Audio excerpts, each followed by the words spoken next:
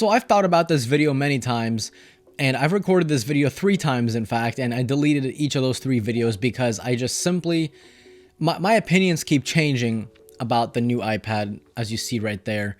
And I kind of want to give you guys a review that isn't one of those first time kind of honeymoon phase reviews. You know, whenever you get a new product, you're happy, you love it, and you really think highly of it.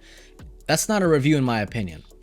I want to come at this with an open mind and give you guys a review that you deserve. So obviously here is the M1 iPad Pro, and here is last year's A12Z iPad Pro. Now I could do a video showing you guys a bunch of numbers, a bunch of Geekbench scores, and Tutu and GFX benchmarking, and so many others, but they don't really speak the true story. In fact, they really almost mean nothing. Is the new iPad Pro a complete powerhouse under the hood? Yes, I mean, just look at how smooth this iPad Pro. Oh wait, this is the old iPad. I just had to do that. I'm sorry. Yes, guess what? Both of the iPads, last gen and this gen, are complete rocket ships, but we'll get to that later. Does the new XDR display on the iPad Pro 12.9 look fantastic? Well, to be completely honest, I'm a little bit underwhelmed. I thought it was going to be such a huge deal because, as you guys know, Apple's XDR display is a $5,000 display, and this obviously carries the same name as that display. So maybe I hyped myself up, maybe that's my fault. But from what I noticed, a lot of people also thought the same thing. A lot of people are just underwhelmed. When I first unboxed the iPad, I started using it. I didn't really notice anything crazy. I mean, it's a good display, don't get me wrong. It's very bright, but I just didn't really notice anything out of the world. The only time that I did see a pretty massive difference was when I was watching HDR content. Then yeah, the difference is pretty real. Like, I mean, the colors are way more accurate. The colors really seem to pop out at you. They seem more true to life. They seem more vivid, and the blacks are truly black. It's great, but again, that really does depend on how you're going to be using the iPad. I doubt that someone's going to be buying this 12.9-inch iPad just to watch movies with HDR content. Dude, I've had this mug since I was a kid. Leave me alone, all right? I honestly really highly recommend you visit your Best Buy or Apple Store or wherever they sell those things nearest to you. I want you guys to check it out for yourself. Look at the display side by side and really see if it's worth it to you. The new upgraded selfie camera is now ultra wide, and it allows for cool tricks such as center stage on apps that support it. That's a pretty neat feature considering most of today's interactions, whether it be, you know, a business meeting or friends and family that live in a different state or country, you can interact with them. So that's a pretty nice feature. Unfortunately, it only works on the new iPad Pros, not on the iPhones or laptops or anything else really. But it might be a nice indication of maybe they'll add it to all the Apple devices later on. That'd be pretty cool. The only downside is, like, imagine you're in a business meeting, right? Your iPad just right there in front of you. And let's say you have to sneeze, right? And normally when people sneeze, you know, they kind of go out of frame and then they sneeze, right? But the iPad will follow you. So like you're still gonna be like, it'll zoom in on you sneezing. I just thought that was funny. Anyway, we're moving on. As I've said, whenever you get a new device, it's kind of like a toy. You know, it kind of brings you back to when you were a kid. You unbox the toy, you play with it, you're so happy. And then, like, as time goes on a little bit, you kind of start to wonder, like, is it worth it? Personally, I kept going back and forth between the M1 and last year's A12Z iPad.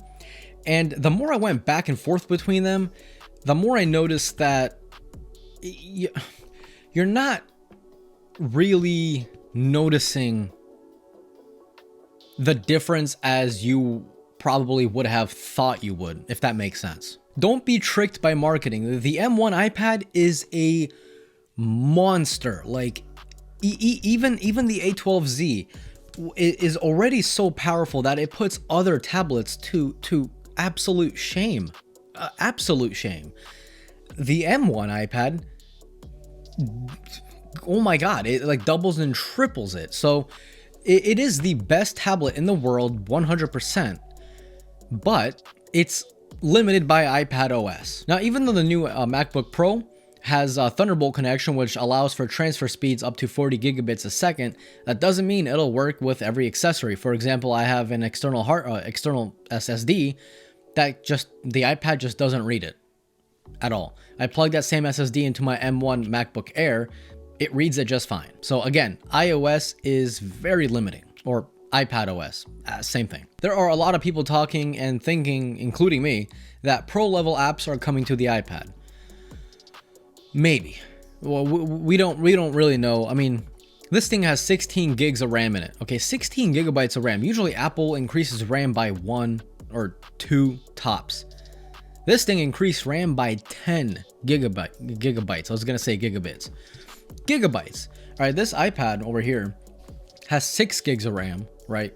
Bloody fast. Like, I'm not going to complain. This thing handles it so well. That has 16. Well, not that model specifically, but in general, those go up to 16 gigs of RAM. If that's not an indication that pro level apps are going to be coming soon, I don't know what is. But you should never buy something for the promises of the future. You should buy something for what it can do today. And unfortunately, what it can do today is everything that the old iPad can do, just maybe a split second faster. Again, please wait for WWDC to see what iPadOS 15 is going to be capable of. Don't buy into promises, buy into now, like reality right now. I mean, like, imagine if you're a photographer, right? And you have a bunch of photos on an external SSD and you want to edit them on your M1 MacBook, M1 iPad Pro. You plug it in and the iPad won't read your SSD. That's a problem. If you don't really care about the M1, or you don't really care about the 40 gigabit transfer speeds, or you don't really care about the screen, I highly suggest picking up last year's model. Okay, I bought this 512 gigs, right? iPad Pro 12.9 with that Magic Keyboard you see there. I bought them together on Amazon, used for $1,150.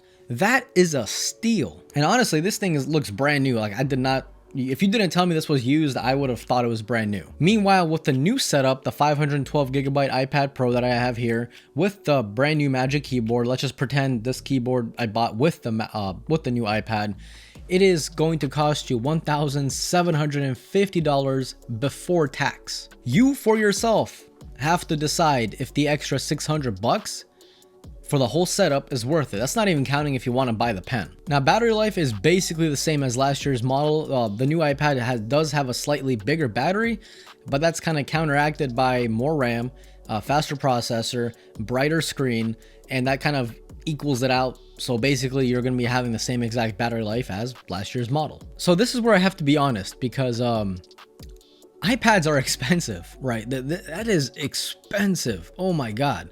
So I don't want to tell you guys something and then you go out and buy it and then you don't like it, then you blame me. I don't want to play with people's money. That's not my intentions.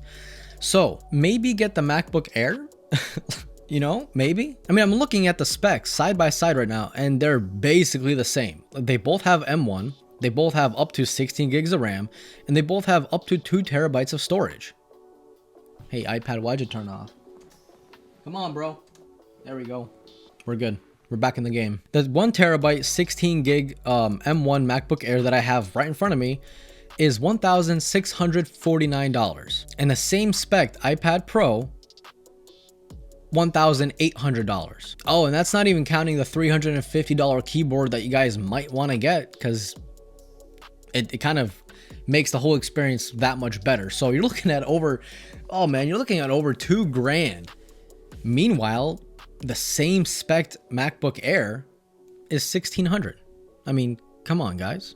And not to mention the MacBook Air is actually lighter, so it's more portable and just comfortable to hold just normally. So, I mean, this is getting kind of like, you know, I'm trying to think, like, I don't know. The new iPad is amazing, but why would anyone get that over a MacBook Air is beyond me, unless you really need the touchscreen and the pen support. If you need that, then, well, obviously, iPad. The next question is, do you really need the M1 chip? If not, last year's model, or even the model before that, they're both insanely fast. The screen is fantastic. It's super fast.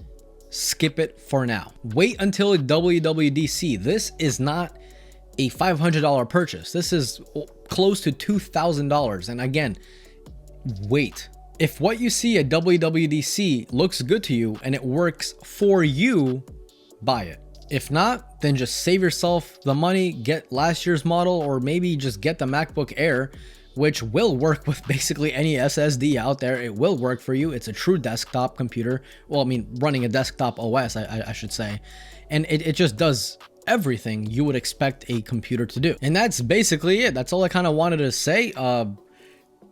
It's a pretty straightforward review. I was as honest as I can be. It's a fantastic device. I love it, but for the price, I just can't justify it for people that want a tablet and a computer. Just get one or the other. Get the computer, in my opinion, because like I said, it just works with everything. And meanwhile, the iPad, you're not going to have that guarantee that what you buy for it is going to work with it, you know? For example, again, that SSD drive. Again, that's it. Simple review. Kept it nice and honest. And if you guys got this far into the video, leave a comment of your favorite animal, or emoji of your favorite animal, and that way we can confuse anyone else that didn't make it this far. And that's basically it, guys. This was Mark from Mark's Tech. Adios.